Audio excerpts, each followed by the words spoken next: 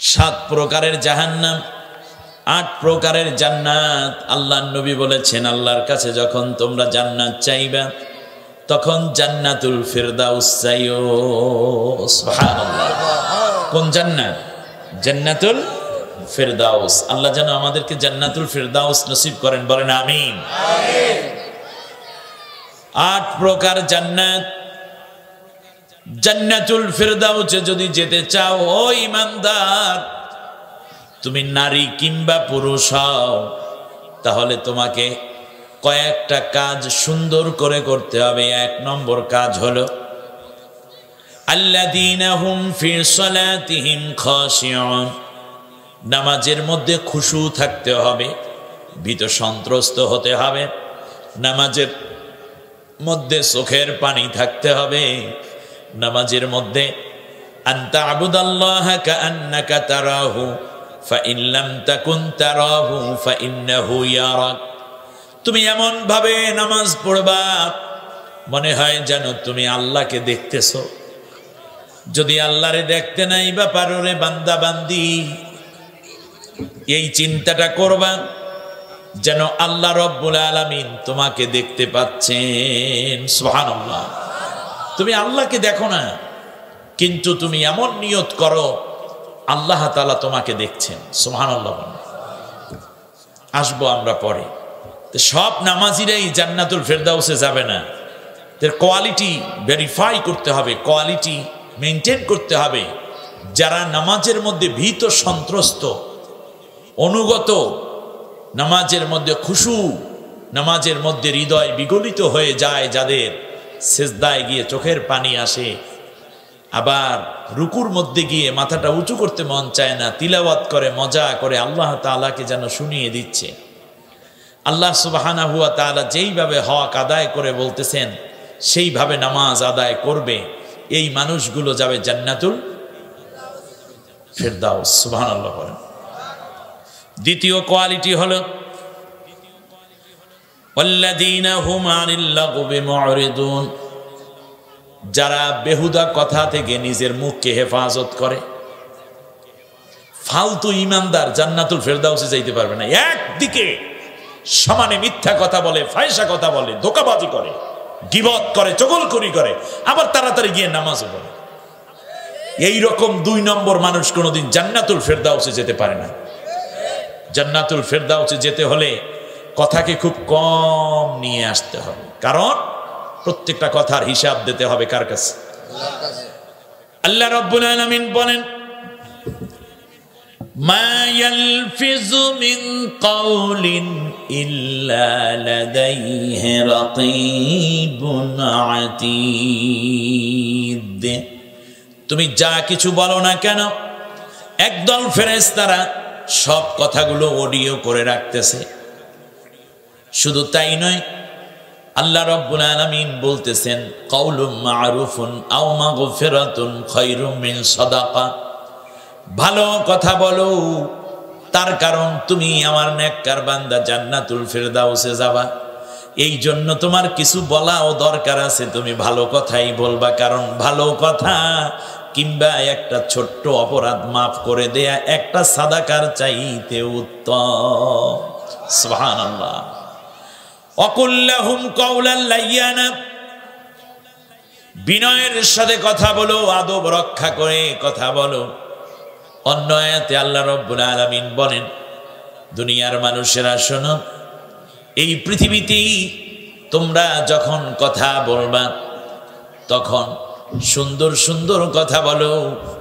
ওয়ামান আহসানু কাওলাম মিম্মান দাআ ইলাল্লাহ ওয়া আমিলা সালিহান ওয়া ক্বালা ইন্নানি মিনাল মুসলিমিন। ওই ব্যক্তির কথার চাইতে কার কথা উত্তম যে মানুষকে আল্লাহর দিকে ডাকে? বলুন মারহাবা। সেরা কথা আল্লাহর দিকে ডাকো। আল্লাহর নবী বলেছেন, মাইয়াজমিনুলি মা বাইনা রিজলাইহি ওয়া লিহইয়াইহি আজমিনু লাহুল জান্নাহ। তোমরা যদি 2টা জিনিসের জামিনদার আমি মুহাম্মদুর রাসূলুল্লাহর কাছে হয়ে যেতে পারো, ওই স্কুল কলেজ ইউনিভার্সিটির ছাত্র ছাত্রীরা, ও পুলিশ, র্যাব, গোয়েন্দা, ডিবিডিএস, বিএনএসআই, ও র্যাব, ও সেনা, নৌ বিমান বাহিনী, তো মেম্বার, চৌকিদার, চেয়ারম্যান, মেয়র, কমিশনার থেকে এমপি, মন্ত্রী, মেম্বার, চেয়ারম্যান, প্রধানমন্ত্রী, প্রেসিডেন্ট, কৃষক, শ্রমিক, জেলে, তাঁতি, যাই হও না কেন, শিল্পপতি কিংবা ক্ষুদ্র দোকানদার, রিক্সা, ভ্যান চালক, ড্রাইভার, পাইলট, যদি আমার কাছে দুইটা জিনিসের জামিনদার হতে পারো, আমি মুহাম্মদুর রাসূলুল্লাহ তোমার জন্য জান্নাতের জামিনদার হয়ে যাব। এক নম্বর হলো তোমার দুই চোয়ালের মাঝখানে যেই জিহ্বাটা আছে, এই জিহ্বার জামিনদার হয়ে যাও।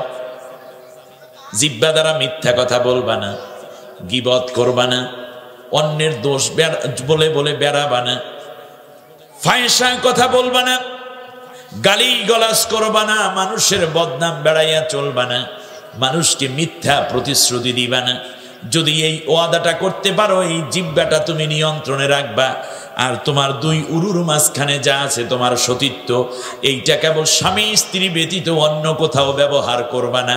এই দুইটা অঙ্গের জামিনদার যদি আমি মুহাম্মদুর রাসূলুল্লাহকে তোমরা দিতে পারো নবী, এই দুইটা জিনিসের জামিনদার এখন থেকে আমরা হয়ে গেলাম।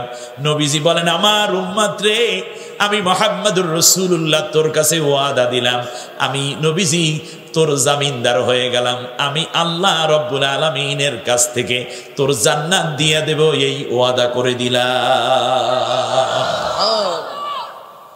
কি চমৎকার নসিহা! আল্লাহ নবী বলেছেন, কুলুল খায়র আও ইসমিত, বললে ভালো ভালো কথা বলো অথবা চুপ থাকো। কারণ হচ্ছে মান সাকাতা নাজা, যেই ব্যক্তি চুপ থাকে সে নাজাত পেয়ে গেল। যে চুপ থাকলো সে নাজাত পেয়ে গেল। আল্লাহর নবী অন্য জায়গায় আবার বলেছেন, চুপ থাকবে তো ভালো কথা, কিন্তু কোন কোন ক্ষেত্রে চুপ থাকাও যাবে না। আসাকিতু আনিল হাক্ক শাইতানুল আখরাস, যেই ব্যক্তি সত্য বলা থেকে চুপ থাকবে, অন্যায় দেখে যে চুপ বসে থাকবে, এই ব্যক্তি হইল একটা বোবা শয়তান। আমাদের সমাজে কিছু বোবা শয়তান আছে না?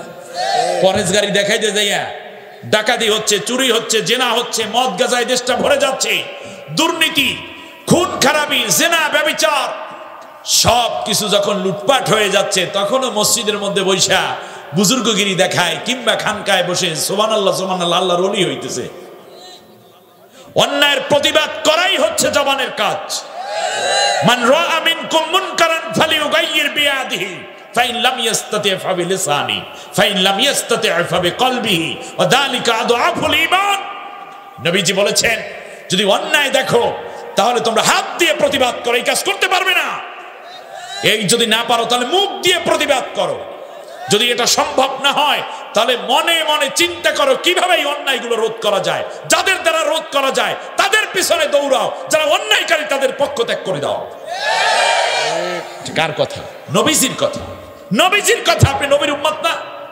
কিসের দল করেন, কিসের পার্টি করেন, কি চাকরি বাকরি করেন? আপনি আগে নবীর কথাগুলো বুঝুন। নবী বলেছেন অন্যায়ের প্রতিবাদ করতে হবে কি দিয়ে? না পারলে তাহলে মুখের হক আছে না নাই? আছে। আমার ভাইয়েরা খেয়াল করুন, কবি বলেছেন, জারাহাতিস সিনানু লাহাত তায়ামুক ওয়ালা ইয়ালতামু মা জারাহাতিল লিসান। মুখের কথার ভয়াবহতা বর্ণনা করতে গিয়ে কবি বলেন, শোনো, তলোয়ারের আঘাত দিয়ে যেই ক্ষত তৈরি হয় কয়দিন পর তা মুছে যায়, কিন্তু জিহ্বা দিয়ে যদি একবার আঘাত করা হয় এই আঘাত কোনোদিন মুছে যায় না। অতএব বউরে যারা গালিগালাজ করেন, আজকে নিজের কান নিজে ধরে তওবা করেন।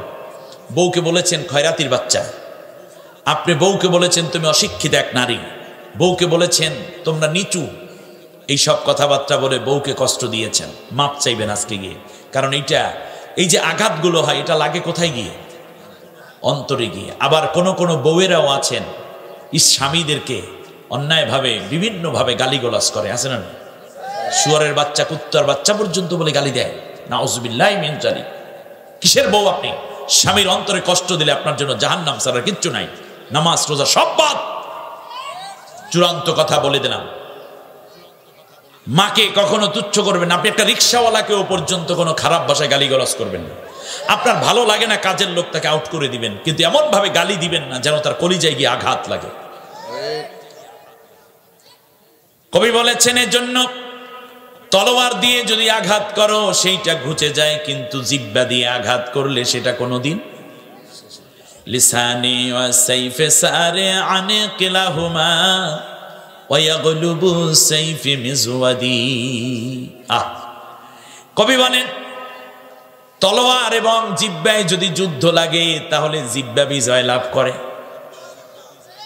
কত জটিল এক মহা সংবাদ দেয়া হয়েছে, আপনি চিন্তা করেন। কথার প্রশংসা করা বড়ই কঠিন, কথায় বান্ধা পড়ে পশু পাখি জিন। কথায় কথা বাড়ে, কথায় পড়ে ঘর, কথায় মানুষ আপন হয়, কথায় হয় পর। ঠিক না? না খাইয়া থাকবো কিন্তু তোর কথা শুনতে যাব না। কথায় জাদু, কথায় মধু, কথায় মানুষ ভক্তি পায়।